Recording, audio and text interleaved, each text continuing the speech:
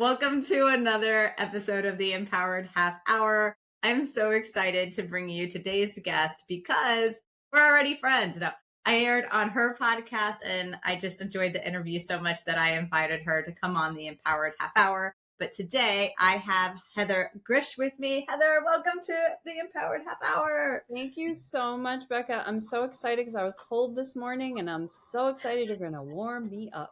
That's right. That fire energy is going to come through. Well, guys, let me tell you a little bit about Heather. She is a Ayurvedic practitioner and she is an author of a book that specializes in that. But why I was pausing even the introduction is because she's just such an amazing person and she has insights for overall wellness, infertility, and so much of what she's passionate about stemmed from her own journey. So I don't want to give you everything. I want you guys to hear it from her, but I can't wait to jump in. Heather, are you ready? I'm ready. Thank you so much for having me. All right. So I know a little bit about you, but I want to bring your story up forward for the guest. What's the background that got you so passionate about this topic and using this approach for wellness? Okay, so let's go back. How many years? How old am I?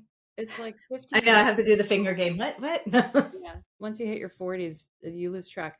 So when I was in my early 30s, I woke up one day hungover on a couch at my friend's house with my then husband.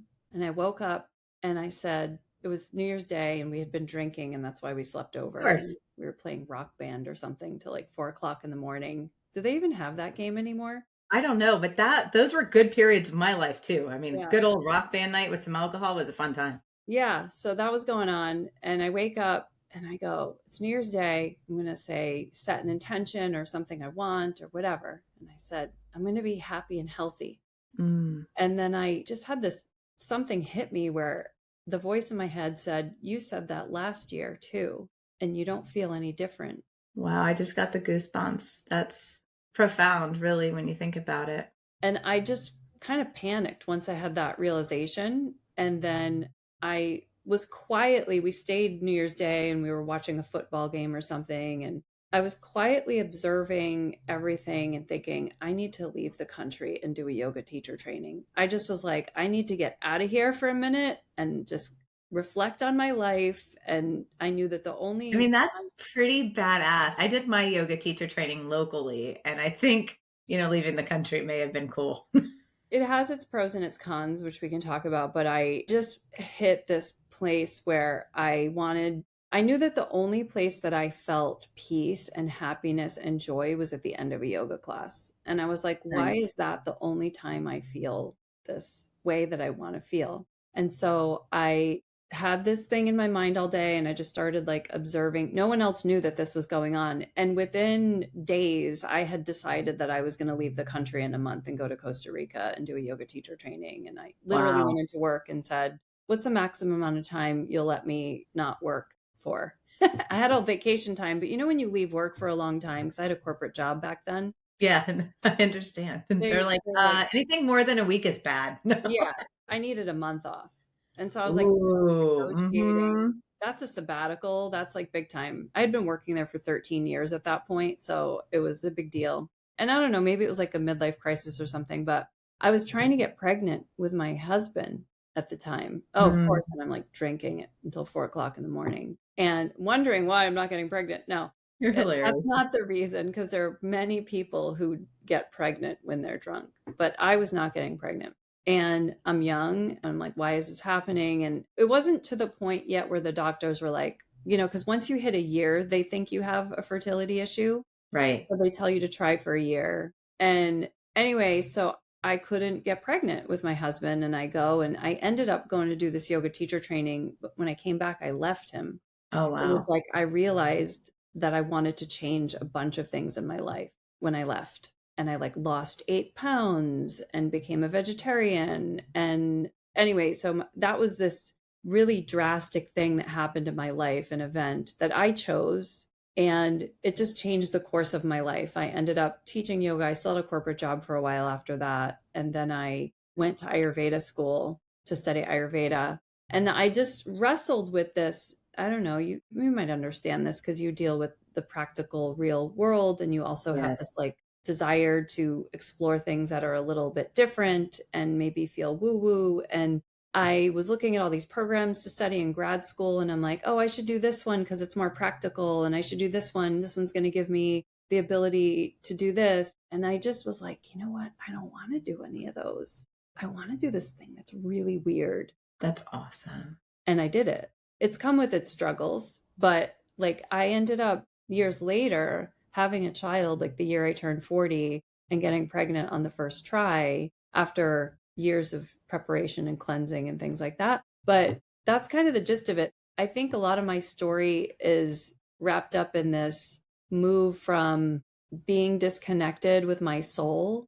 You're saying all the right words. Like I have so many things that I just want to ask you, but please Yeah. finish. Well, I think that's it. I mean, there's a lot. I've been trying to create Ayurveda as a healthcare profession in the US. I'm the president of the National Ayurvedic Medical Association. My son is 8 years old now. This is so many years later. A lot Wow. has happened in the middle of that, right? But so which part of that should we dive into? Oh my gosh, there's so much, but I think I want to start where I think for so many of us, our journey is in autopilot, and it's that disconnection from the soul, right? I think so many people are feeling that. And in your journey of what you just shared, you faced a truth within yourself that your soul was telling you that you wanted to be happy and healthy, and you had to admit that you weren't. So then you had to embark on the journey as the hero journey, right? Like you have to leave what's comfortable, what's normal, and go explore.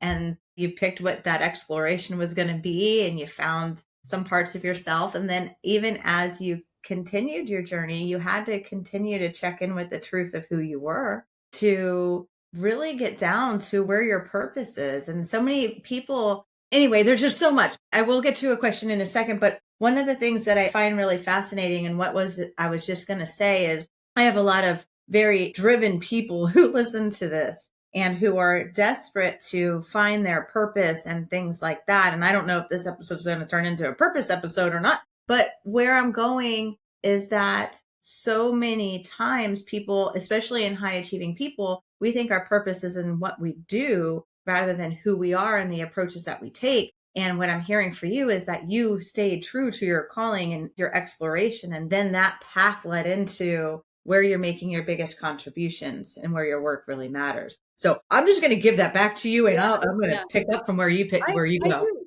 I do want to talk about purpose actually, because I think when I was trying to find myself in that period of my life, and I think I was trying to find myself even harder once I started doing yoga teacher trainings, because then you're going through all this self analysis, you're reflecting Yes. on your everything, you're reflecting on your breath, you're reflecting on your thoughts, you're reflecting on how your body feels, you're reflecting on what's happening in the world around you. And you read all these books and you read all these personal development books, and you're like, okay, I'm going to find it. I'm going to find my purpose. Yeah, as if it's like a piece of rock, a rock that you're going to find outside or something. It doesn't And really it work. always feels like it's so far away from a distance perspective, like it's not there with you right now, that the purpose is not there with you right now, that the purpose is somewhere outside of you I that love you have that. to get to, that you have to reach, that you have to grasp for, that you have to do something to get to. That, yes.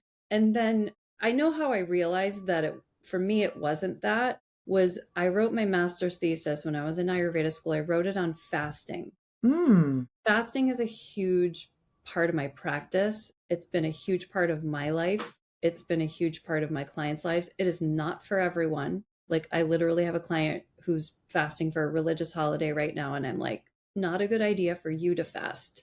I know your religion told you to do it, but it's not a good idea for you to. And I think what I realized is that purpose is an energetic quality yes. rather than like a figment of your mind. I And love that. Tell me more. okay, so we think when we have purpose, we know what we want to do. We know who we're going to be, what our job will be, what our title will be, like very ego sort of oriented things. And I don't mean that in a negative way, because I think we all have an ego, we all have an identity. But the purpose is not the identity. The purpose is like in your belly when you think of doing something or when you are doing something, how does that belly feel about it? Yes. It's a feeling in your gut, it's a feeling in your belly, and it has warmth. It drives you to do things, and it drives you in a way that is very effective. Agreed.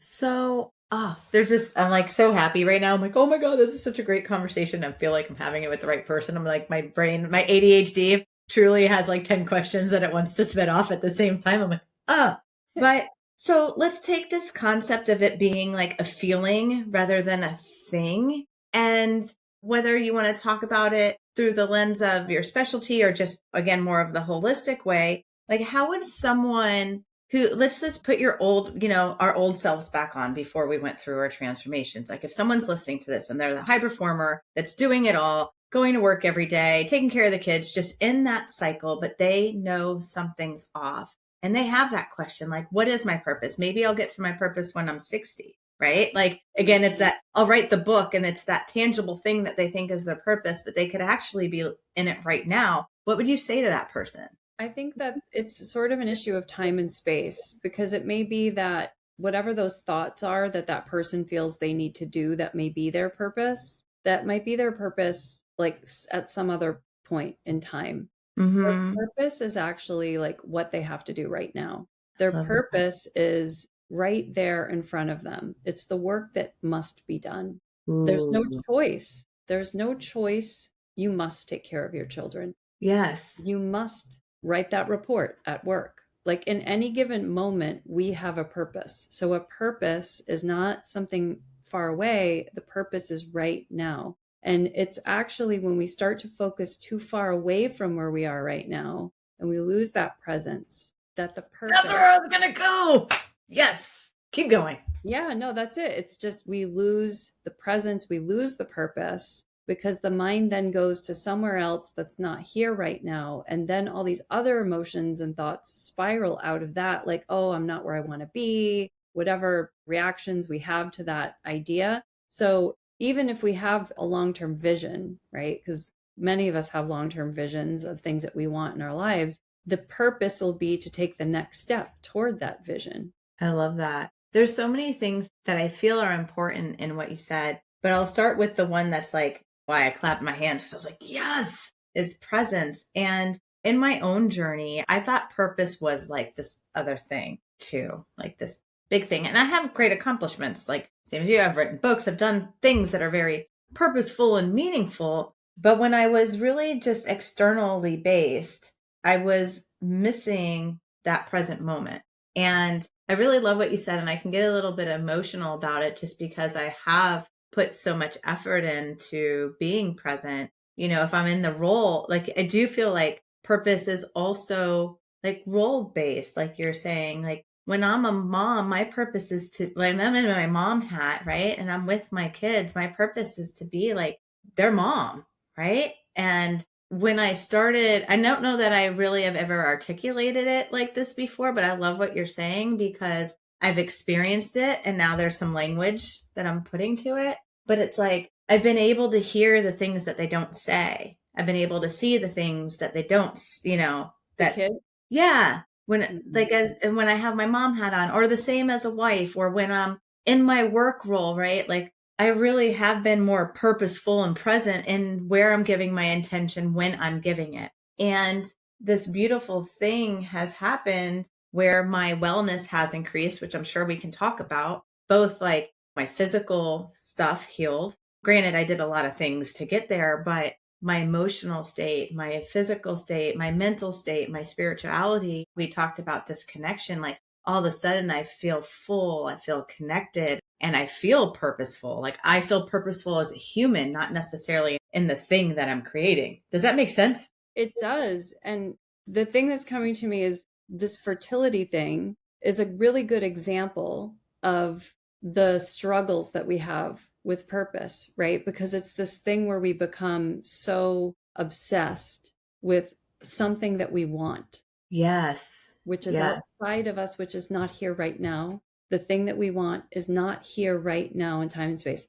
People have these visions. I want to hold a baby. And it's like whatever else you want in your life. I want that car. I want that business. I want, whatever else you want in life. You have this vision of it. There's something about it that you want. Right. It's an idea, but it's actually in your mind. It's in your mind. It's not here right now. And that can be very frustrating for us. And Absolutely.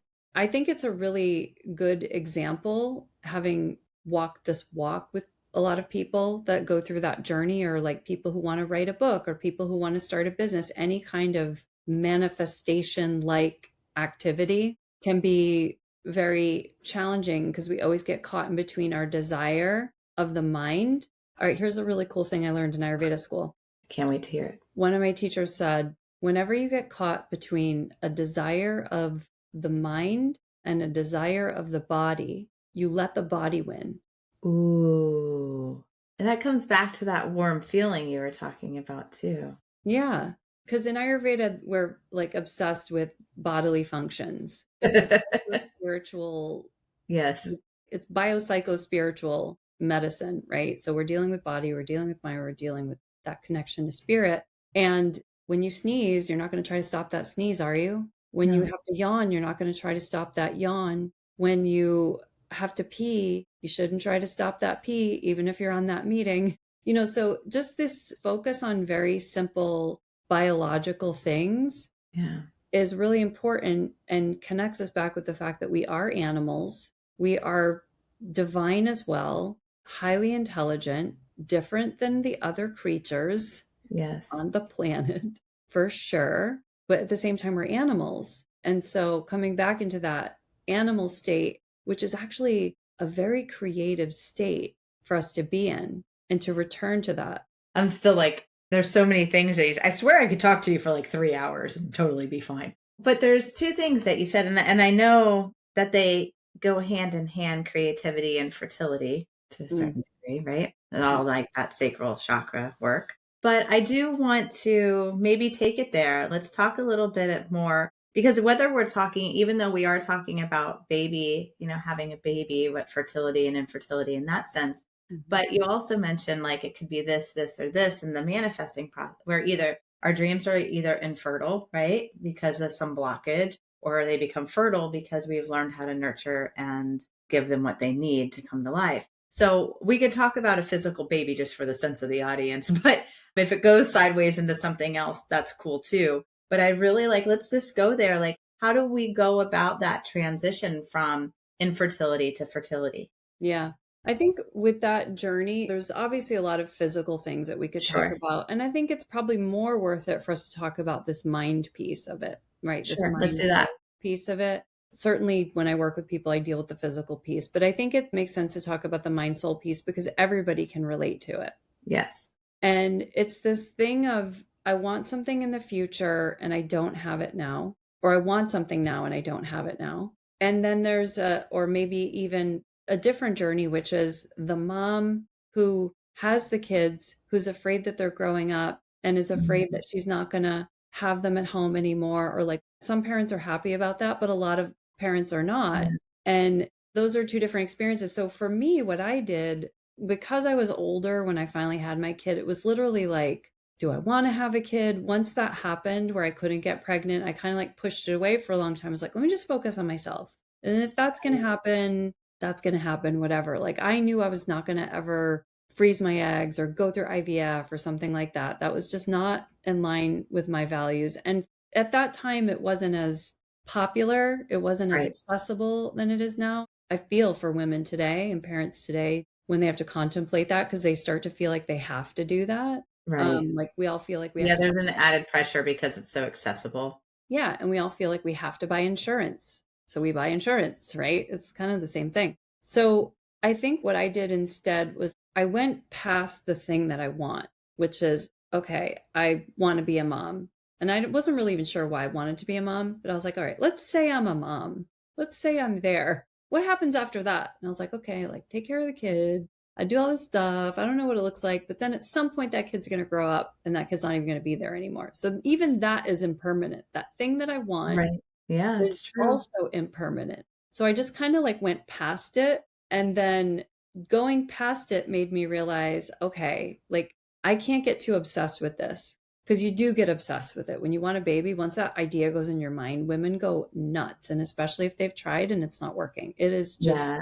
And that's why I kind of wanted to talk to you about it in our pre-show chat, because I've only had the one conversation about fertility on the show. I know personally in my group of friends who were now mid 40s, but I still have a lot of friends in their 30s. Like this has become like a real, and fertility is, you probably have stats about it too, but I feel like it's on the rise. Yeah. So it's a very common conversation. And I think I wanted to bring your expertise there. So. It is huge. I mean, depending on what country you look in, depending on how you look at it, 1 in 10, 1 in 6 people, are going to struggle with it. It's a huge challenge, and everybody wants to know why it's happening. And then everybody's running their fertility hormones and finding out, where their AMH levels are, which is like, it tells you about your follicles and your ovaries. Yeah. It's not actually just not a female issue. It's also a male issue as well. Like there was a really interesting book that came out a couple of years ago, Dr. Shanna Swan, called Countdown, which was, it's just super freaky. There's data showing that male sperm counts have decreased by like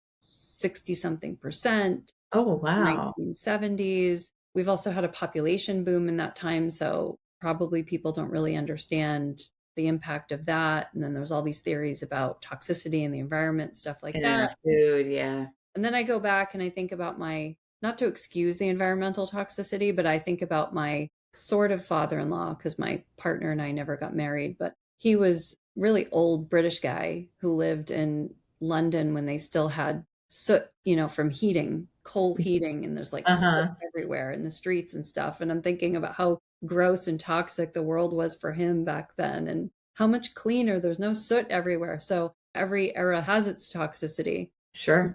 Different types of toxicity to deal with. But sorry, I just went off on a total tangent there. No, but it's great. Everything's just really helpful because you're giving lots of like brain candy. Yeah. So the fertility thing, though, it's a huge challenge. A lot of people are going through it. And all I can do is share what I went through and what I learned in Ayurveda and what I've seen with other people, and tell the story. And you were talking about the mind piece too, which I don't know if you have more to share there, but I'd really like to, we have a few minutes left, but like share with the audience maybe how they might be able to use their mind to fertilize their desire. So everything we experience in life, it's like we want something. There are certain things that we can do. We can make the cup of coffee. We can cook the meal. We can get the pen and write the thing. There are actions that we can take that we have complete control over in life. Yeah. We could just control that totally. Then there are actions that we don't have complete control over. We do something and then we have to wait for feedback from the environment. And fertility or starting a business or anything like that is one of those things where it's not just us that can do it. And those of us who are highly achieving and highly competent, that in and of itself is the worst part of trying to start a family, because we can't do it by ourselves. Even if you go and you get an embryo and you go complete, like get an embryo, get it implanted, just do it all yourself. Because there are a lot of people who do that and don't have a partner, or that have a partner and there's an issue where they can't do it together. Right. Even then, there's still only so much you can control, because each of us is this convergence of not just what we do, but what is happening in the environment around us. So our ability to read both our body and the environment around us is the number one skill to cultivate. Oof. Time. My teacher, Dr. Vasant Lad, who's like the Ayurveda guru in the United States that a lot of us studied with, he used to talk about it like a flashlight. You have a flashlight, which is your awareness, and your flashlight can come into your body and it can be aware of your thoughts and your feelings and your body sensations. And then you have your flashlight can go outside your body. You can call that interoception or an exteroception in modern biomedical or modern language. So this flashlight has to go in and it has to go out. Some people are oriented to be very inward with their flashlight. Some people are oriented to be very outward with their flashlight. But what you want is inward and outward at the same time. So you want to have both inward and outward. So the yogi who's trying to meditate and be by themselves and learn all the things that they need to learn about themselves and study their body and study their heart rate and study their breathing and study their menstrual cycles and study their whatever other thing they have on their aura ring or their Apple Watch or that's reading your biometrics. I mean, we didn't have those when I was doing this either. I just felt my body. I took my own Yeah. pulse, you know? The external, reading the weather, reading the dryness in the air, reading the way the wind is blowing, reading trends in the environment, reading the Yeah. relationships, listening so very deeply, you know, like you're saying, where you listen and you hear those things that are being left unsaid, which I do think a deeper level of inner awareness is necessary in order to get that deeper external listening as well. Sure. And so I know there's a lot of physical, and with fertility anyway, there's a lot of physical things that we could do to change that situation, manually, physically manipulating things, hormonally manipulating things, chemically manipulating things. In Ayurveda, we do cleanses and different herbal treatments for fertility type stuff. But it's also this deep, deep, deep listening to, Mm. I mean, because when I really think back of it, I'm not saying that people who want to get pregnant, like who think they want to get pregnant, they don't really want to get. I did not, like, when I think back, I don't think I deeply wanted to get pregnant personally. Like, Oh, I I think see.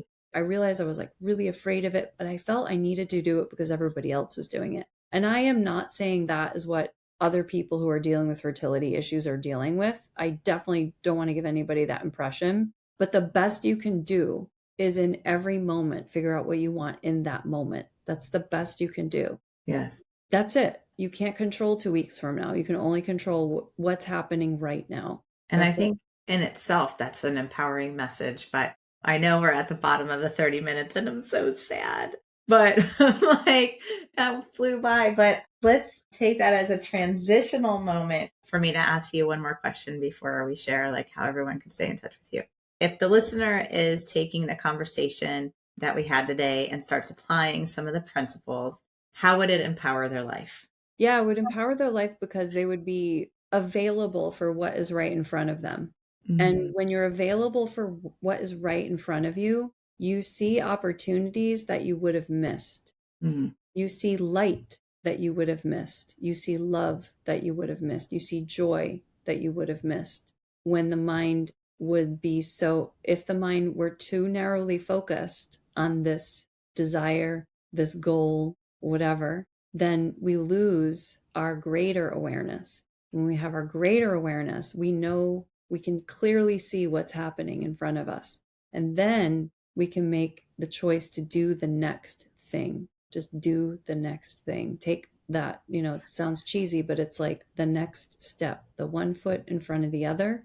mhm, You put that next foot down, then you put that next foot down, and you feel it. It's like you go in the woods and there's no trail there. There's no trail. You have to figure out, oh, there's a rock there. I'm not going there. Oh, there's a bush there. That one's going to scrape my leg. Just really feeling that next thing to do, that next moment. That was really beautiful. It made me tear. Oh, Yeah, it was beautiful. Well, Heather, how can everyone who's listening stay in touch with you?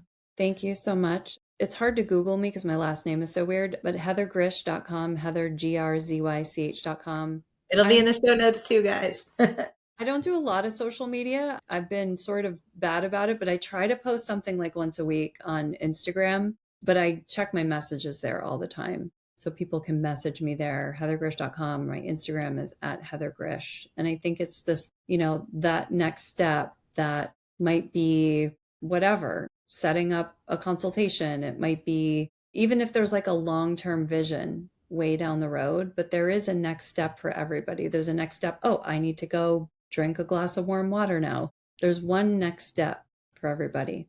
That's beautiful. Well, Heather, it is so good to see you again. Thank you for coming on the Empowered Half Hour and sharing all of your wisdom with us. Becca, it's always a pleasure to be with you.